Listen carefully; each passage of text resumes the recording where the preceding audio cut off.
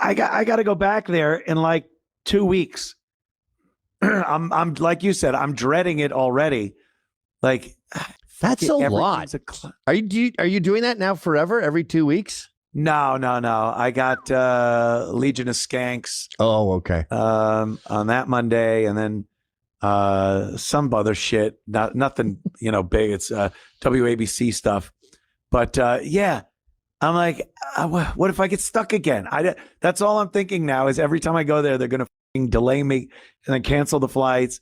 I'll be on an Amtrak and sleeper like it's Laurel and Hardy. When you're back in 2 weeks, you could probably do your new Jim Norton show. Yes, indeed. Me and Jimmy have a new show. I don't think you realize the trouble you're in.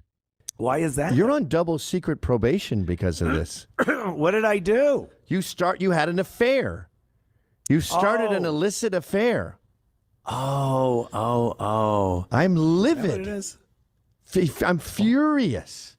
Yeah. Oh, man. Sorry. This is how I handled my wife, too. Yeah, it sucks. Oh, well, you're mad. No, it's yeah, it's a Patreon thing. So, and it's totally different. It's not like competing with what I do. You're going to do it when you guys are in town together. Yeah. It's not a daily or a weekly thing. So, yeah, I think it's good. People seem to they seem to have wanted it, and now they're happy about it. So, yeah, it's pretty good. Patreon. Our tech guys were like, why can't he do it through us? And I'm like, I understand. Like, Patreon has a brand, and it's Jim's thing, so he wants it to be simple. Yeah, it's Jimmy's thing. But I mean, my guy, our guys now are always like, hey, you're talking to Tucker? Get him to do a show through us. Or they even wanted me to get Kanye West, Ye. They go, ask Ye when you're talking to him to do a show through us. And I'm like, yeah. I don't think if we were Spotify, we could get Ye Right. and Tucker. Not possible. I just, like I said, Jimmy's handling everything. I don't handle things anymore. Right. I just want to come on and do my shit. It's awesome that way. So, he's like, oh, we'll put it on Patreon. And he knows people over there at Patreon, and they were very, psyched about it and everything. So I'm like, yeah, okay. I just show up and ramble with Jimmy Norton. Are you still doing his other show, the Advice Show?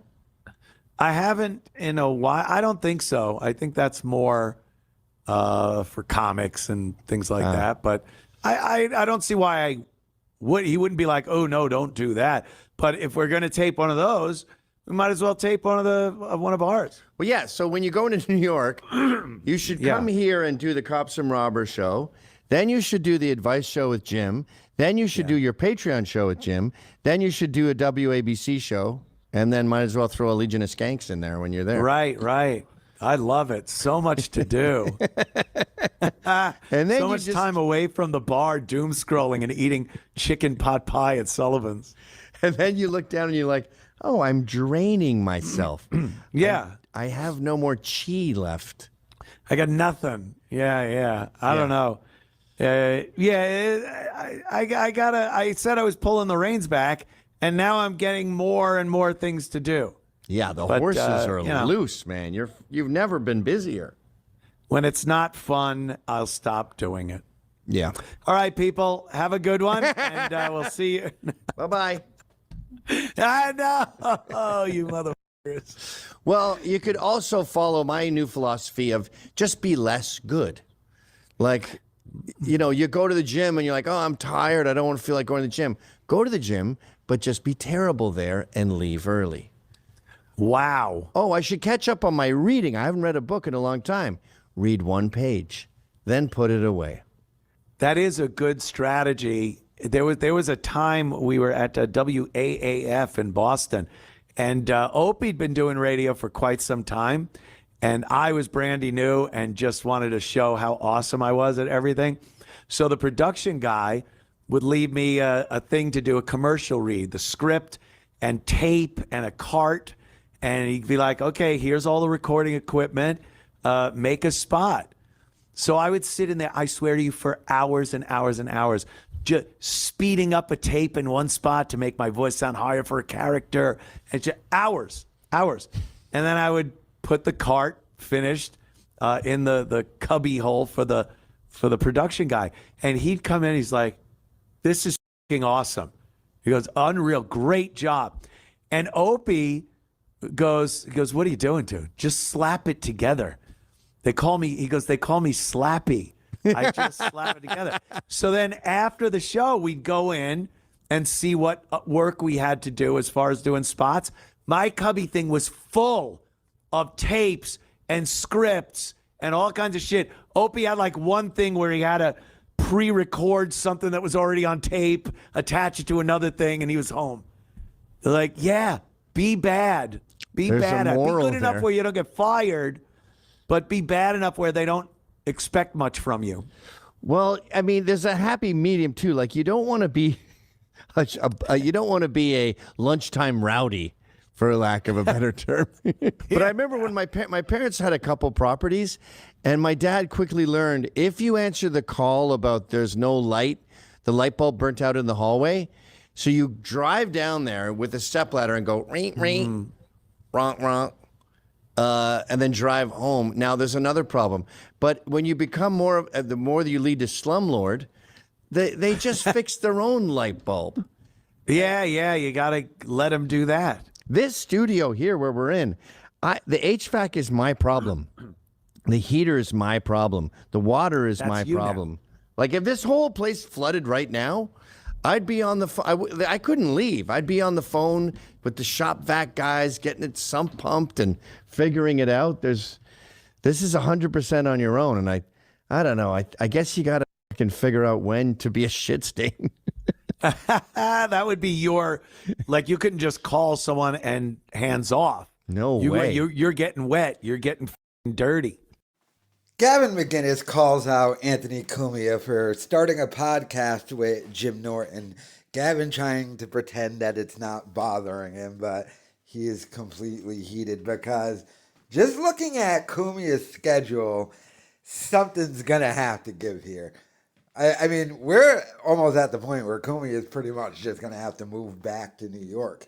And already going through the Patreon numbers, because you can tell by likes and stuff, the numbers are going to be a booming for this Anthony and Jim Norton podcast.